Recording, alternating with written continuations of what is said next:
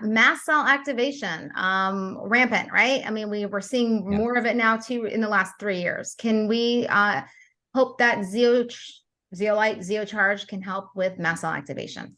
Yeah, we have a number of people that have been taking ZeoCharge for mast cell. And mast cell is highly correlated with just a lot of toxic elements, right? It's a condition of too much, right? Too much immune response, too much mast cells, too much inflammation, too much of a lot of things, right? It's just overreactivity.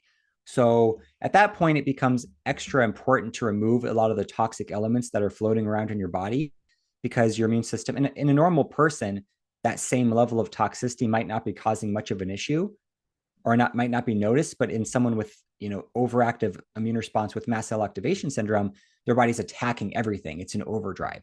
So it becomes more important to remove those toxic elements. As you do so, it calms down the immune system. Your body starts producing less mast cells. And when you produce less mast cells, you produce less of the inflammatory mediators that mast cells release, such as histamine, which also cause inflammation. So it's this whole cascade.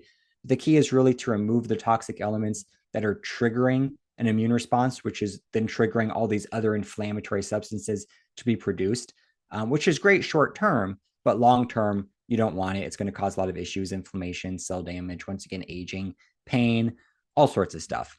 So yeah, and people even use the ZeoCharge for allergies. So a lot of people buy it, have reported that their allergies are much better when taking it, just seasonal allergies.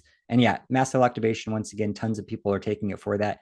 Very important to get the proper dose because especially people that are very sensitive, like mast cell activation, taking a micro dose or a tiny dose, which is basically their custom a lot of times because you want to start slow, work your way up. Doesn't really work with the ZeoCharge because you take a little bit, it just goes in and stirs things up.